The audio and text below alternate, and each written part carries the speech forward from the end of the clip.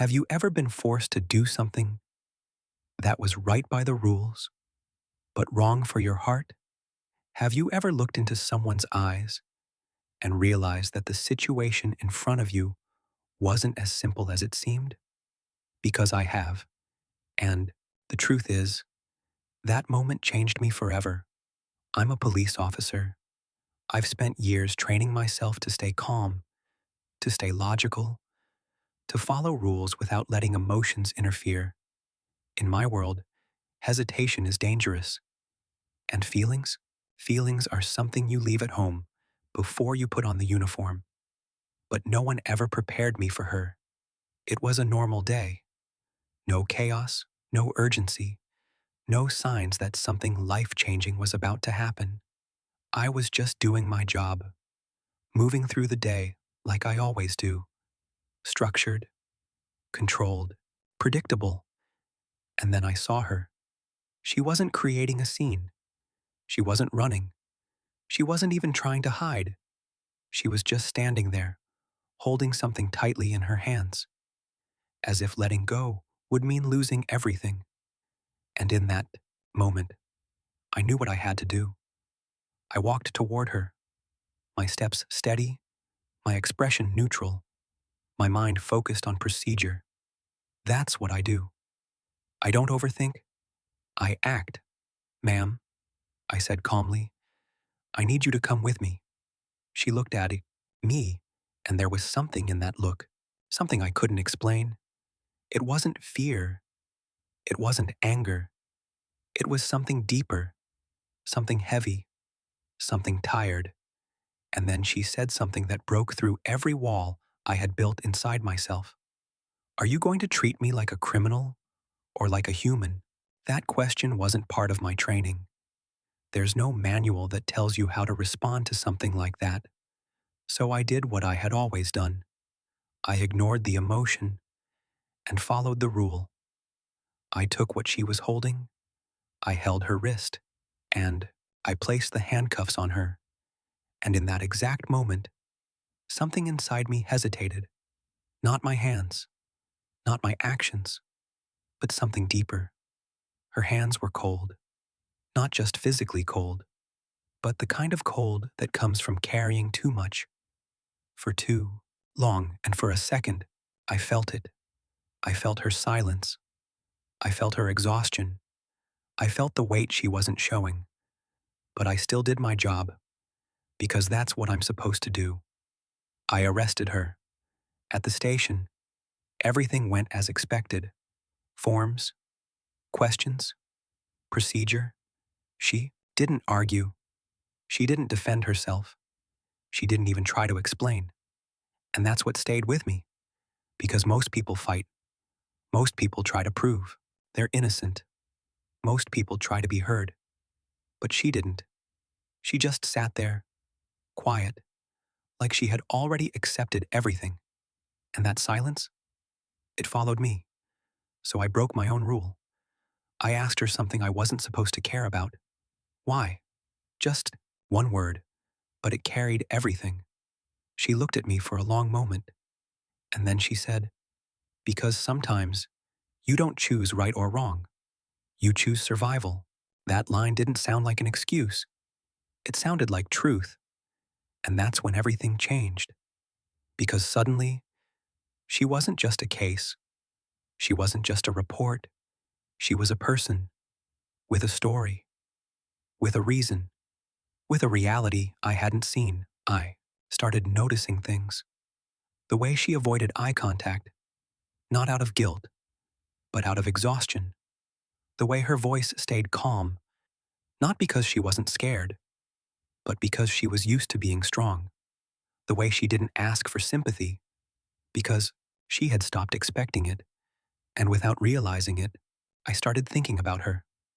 After my shift, on my way home, in moments where I was supposed to forget everything about work, she stayed in my mind. And that's when I did something I rarely do. I looked deeper, not as an officer, but as a human. And what I found changed everything. She wasn't a criminal. She wasn't dangerous. She wasn't someone trying to take advantage of the system.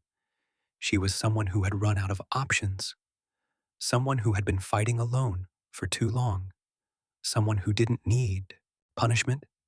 She needed help. And suddenly, all the rules I had followed for years felt incomplete because the law sees actions, but it doesn't always see the story behind them. And her story? It wasn't about breaking the law, it was about surviving it.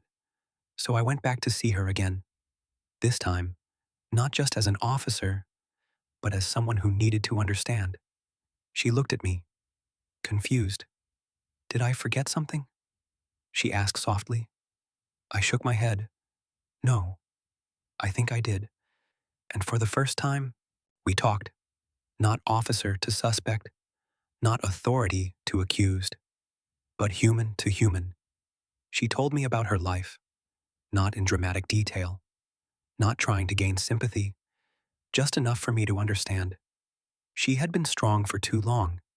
She had been silent for too long.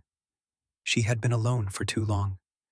And the more she spoke, the harder it became for me to see her as someone I had arrested, because she didn't feel like someone who deserved punishment.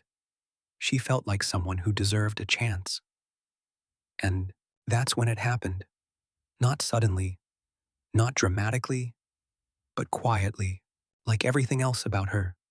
I started caring, not because it was my job, not because I had to, but because I wanted to.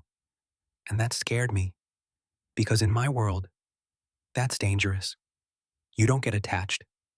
You don't cross lines. You don't let emotions interfere. But I already had. Every time I saw her, I didn't see the girl I arrested. I saw the girl who kept going, even when life gave her every reason to stop. And somewhere in those conversations, those silences, those moments where words weren't even needed, I realized something I wasn't ready to admit. I was falling for her, and it didn't make sense. It wasn't logical. It wasn't professional, but it was real. I tried to ignore it. I told myself it would pass, that it was temporary. But it didn't, because every time she looked at me, there was something there, something unspoken, something honest, something neither of us wanted to define. One evening, after everything had settled, after her situation had improved, after things finally started to change for her, we sat together in silence.